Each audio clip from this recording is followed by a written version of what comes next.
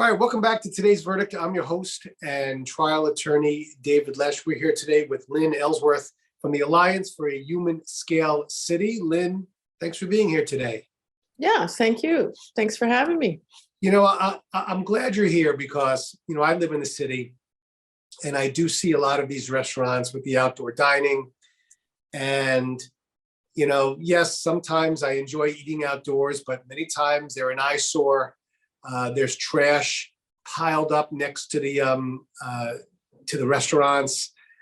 You lose your parking spaces, and I wonder to myself, when is this going to end? When are these restaurants going to be just indoor dining establishments? So I'm glad you're here because I'd like to talk about it. Tell me what your thoughts are initially about when we first gave them the right to use outdoor dining. Were you pro, for something else? Yeah, well, I live in Manhattan and there's lots of restaurants and sheds in my neighborhood. And when they first did it, it felt okay. Like, we all thought the restaurants were suffering, and it was announced as a temporary measure. And a lot of people thought some of the sheds were kind of ugly, put up with no care, but it was like, okay, don't worry about it. We're helping out these people, and we need it. And then people started realizing that, wait a minute, this is permanent. What? Wait, it can't be permanent. They can't be serious, right? And then it turns out they were serious. And I think from the Human Scale Network point of view is that the roadways are part of our public, and they belong to all of us, and so do the sidewalks. And we have to find ways to share them. And before, down here in Lower Manhattan, before COVID, there have been all kinds of talk in our neighborhood about, DOT will plan with you, and you can put bike racks here, and then you can close off a street for a play street here, and you could have like a tent in the street over there, the one in the street that isn't a cross street where nobody uses that anymore because there's lots of little one ways around down here. And we all wanted that. We were really excited by that. There's 4 preschools at the corner of Erickson Place and Hudson Street, which is like a little tiny one-way street, cobblestone. The police are there at the other corner on Varick, the precinct 1.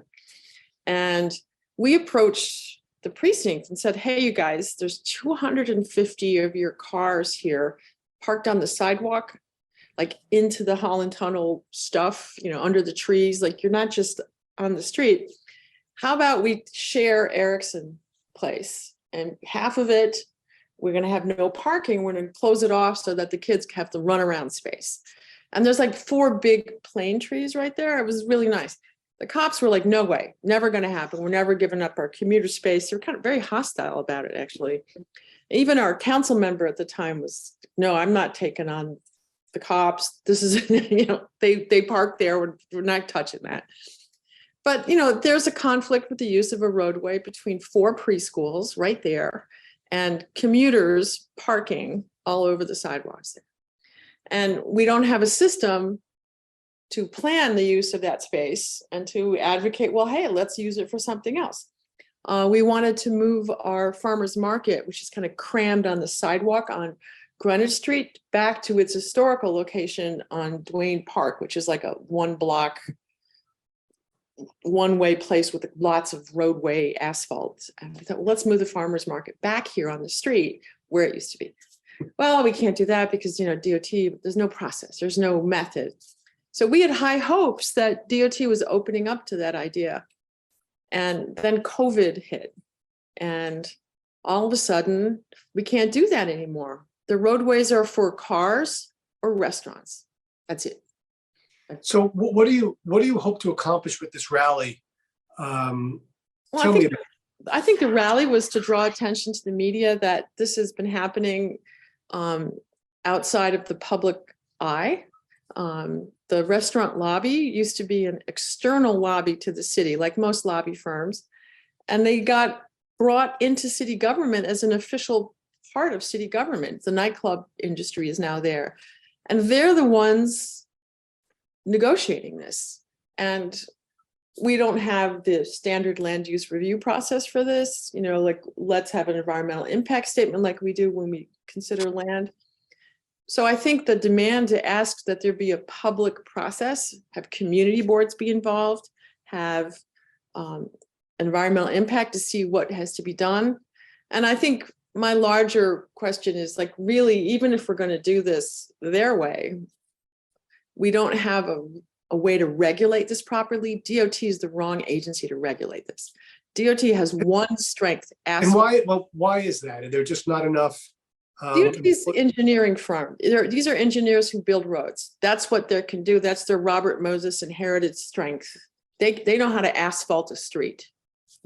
That's really good. They know how to do that if you need it. They don't know how to regulate things. This is something that requires eyes on the ground. Okay, that shed has deteriorated. There's rats everywhere. The person is a bad actor and not doing. You need people down on the ground. So we need to invent a system to regulate this at the local level. I think community boards would be the best place. I went to our council member at the rally and said, I've been saying this a lot to a lot of people, is that why not experiment, like take one neighborhood in each borough, and come up with a local planning process. Like, okay, this street's a play street, this street's for restaurants, this street, we're gonna have just sidewalk cafes. You know, we're gonna figure it out as a community. We're gonna plan a system where the community board regulates it and see how it works. So you're not against outdoor dining per se. Oh, no.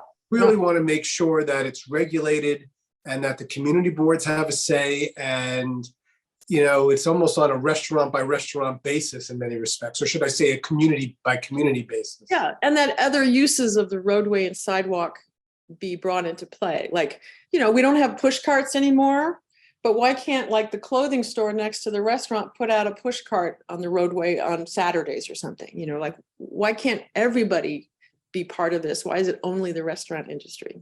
Right, that makes sense. So what are your thoughts? Is this going to happen, or well, where do you see yourself in a year from now? Well, my feeling is that the only thing that's going to turn this around is a lawsuit. So I'm 100 in behind the queue up lawsuit on this stuff, because I don't see this administration listening to, you know, I call ourselves, we're the people with a better idea. We're not NIMBYs, we're people with a better idea. So, hey, listen to our cool ideas. And we can't get them to listen. So we count on the media to try to get it out there. And I think when they don't listen, we have to go to court and make All right. Well, we'd like to see where this ends up. We're very interested in today's verdict. So maybe you can come back in a couple of months and give us a little bit of an update. Sure. Thanks for talking to me about it. Stay with us. Today's verdict will be right back right after this.